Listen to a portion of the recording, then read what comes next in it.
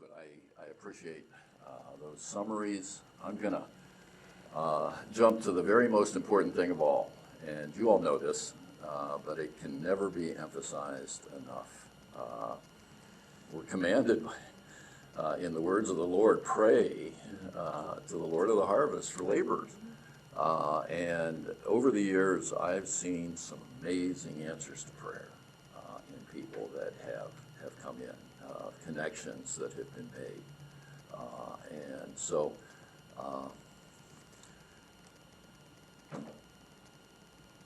our problem is we underestimate the power of prayer. And certainly Dr. Thrasher, I think, would agree with that, and in the things that we've heard already. So that is so important. But right up there is some of the cultural fit that all of you have talked about, or some of you have talked about. You need to have your own organization's mission, vision, and values down and clear, and you need to understand them, because that is the foundation, that is the base. Now, so many of our applicants don't even know their own mission, vision, and values. They haven't come to that point maybe where they understand their purpose in life and whether they have a calling of some sort. So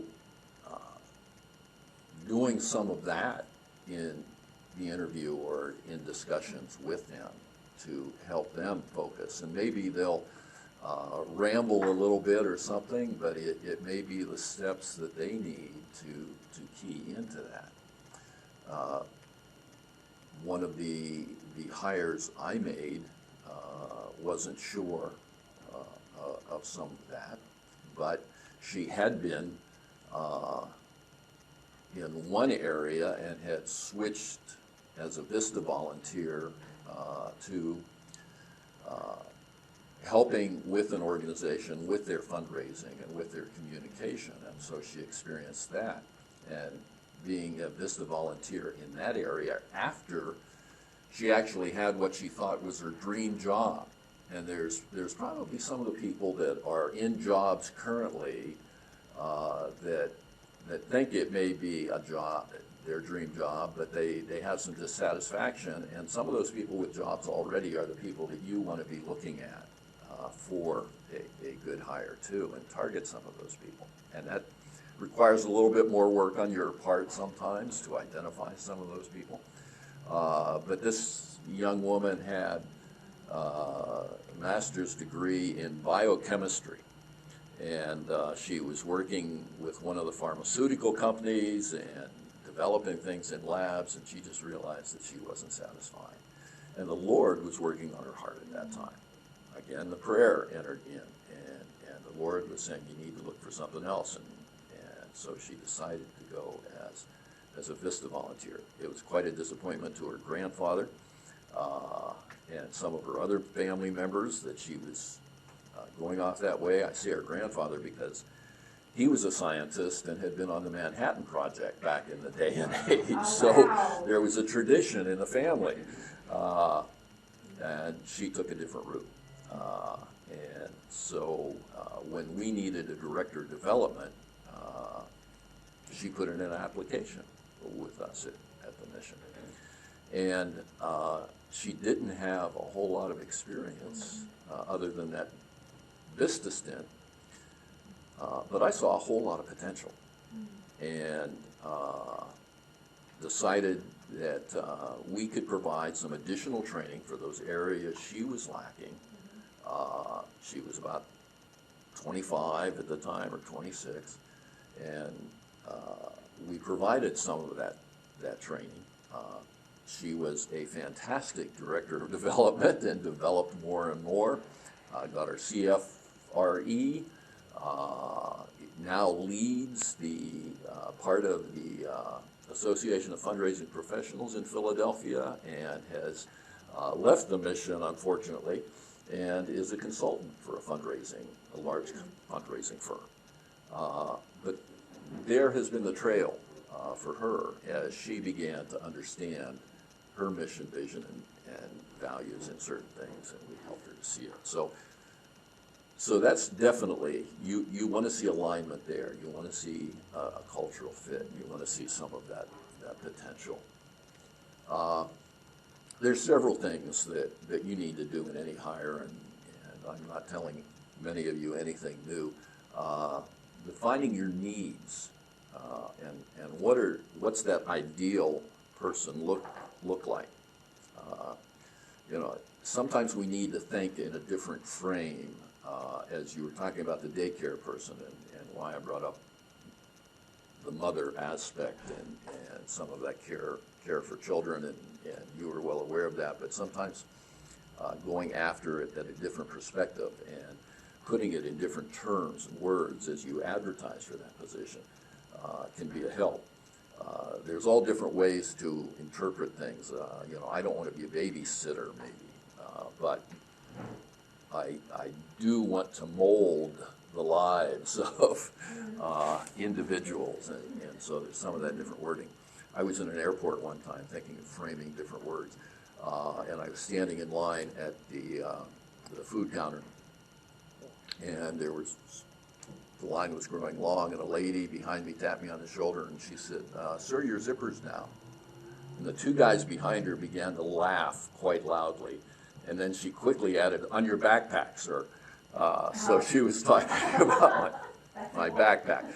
You know, they immediately picked up one frame. She was talking in a different frame entirely, and so presenting things in a particular frame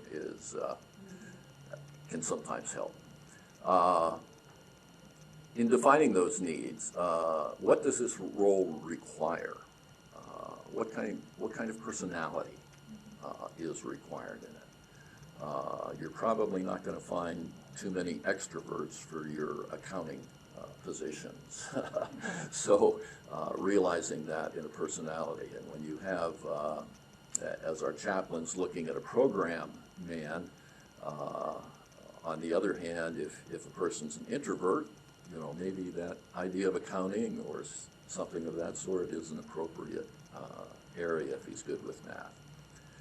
The three C's that have traditionally been mentioned that I'm sure you've heard of many times is character, competency, and chemistry.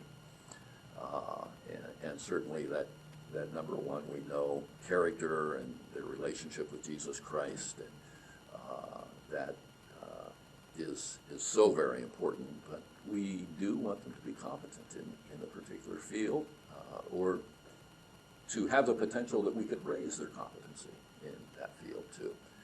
And the chemistry of how they fit together. I hired an executive assistant once, and I had another person in the interview with me,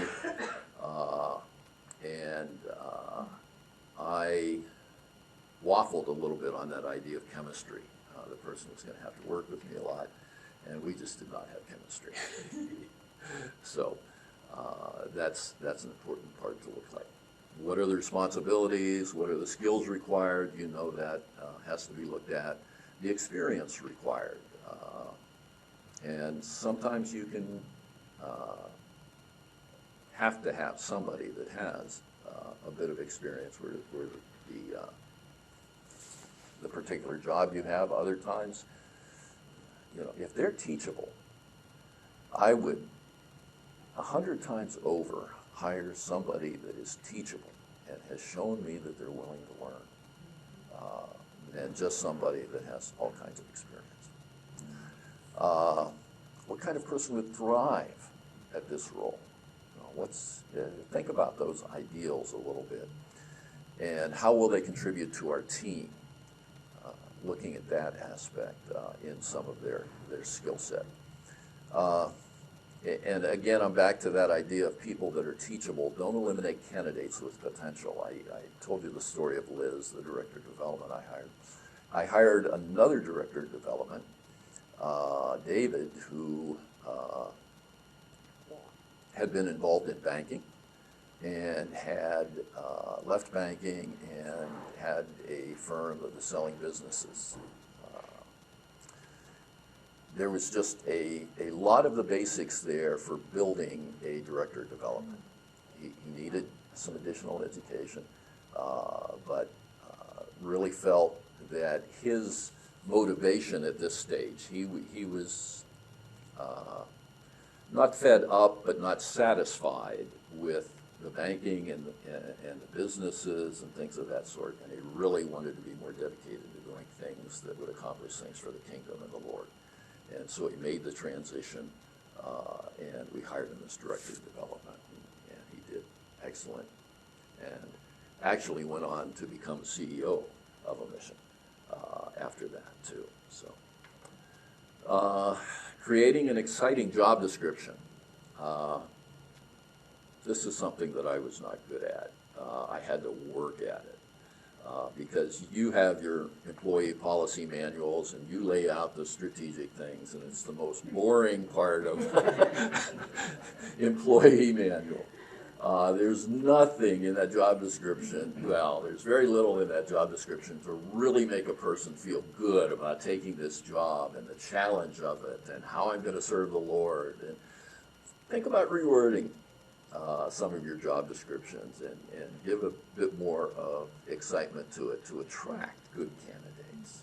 And sometimes that means raising the expectations a little bit so they feel challenged in a particular role. Not too high, but yet trying to be clear and concise in it. Of course, having the skills and experience to balance with appealing to a diverse pool of candidates. I've already talked about people from other fields that I put in another field, and the skills that they had learned had some transferable aspects in it. So thinking outside that box that we sometimes put people in is important to do. And if you can provide training, you know, as you were talking about the younger people that you would like to attract, this is an unvarnished plug for City Vision University. Having a tuition reimbursement program, everybody that you're competing against, Walmart and so many others out there McDonald's have tuition reimbursement programs. And to have some of that younger people and realize that the opportunity for them to get more education in a program can be just one more of those benefits to add in. And if they don't have a bachelor's degree, they'd most likely qualify for a Pell Grant, which would not only totally pay for the education, so it actually adds nothing to your budget, but actually give them some money back too, not at standard university tuition rates, but at City Vision University tuition rates, it gives them money back. So enough of the plug. But it is important to provide that training. Question, you should challenge them, perhaps. And I'm thinking, as soon as you said that, I go, okay. Some people you challenge and they rise. Some people you challenge and they smash. Mm-hmm. Any markers, cues, plugs? How do you know when to challenge and too much challenge? My approach to that is keep trying. Okay, take the current situation. This is where we are. This is where you failed at that. What's the next step we can take?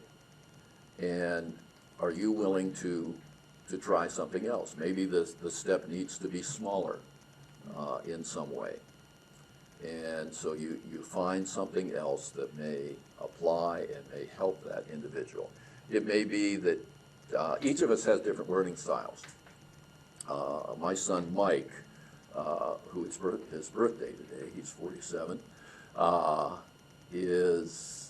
when he was in high school, it was a chore to get him to get C's and D's.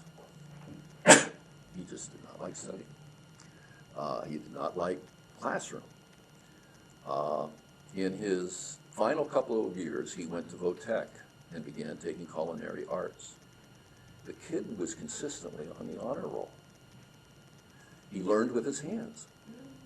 And that was the key to his learning style. And you know, he did excellent. So taking a look at the person's learning style and what may work for them. Not everybody is going to be a phenomenal success, but everybody does have a purpose in God's kingdom someplace along the line, I believe. So, finding out what may work for that individual as the next step. Good question. Thank you. In your job description, reinforcing the organization's culture and values. Preach it. It is important to get that across. To be transparent about the job demands and difficulties. You don't want to whitewash things. If it's going to require no remote service whatsoever, you need to tell them that. No hybrid kinds of things. So many people are looking for that today. But if you can include hybrid work, that's going to be a plus too. So that's another part of that job description side. The going fishing, finding the people. I know that that is a problem for many missions now. Miles, we may all want to move to New Jersey and have your situation there. You've made connections pretty good there.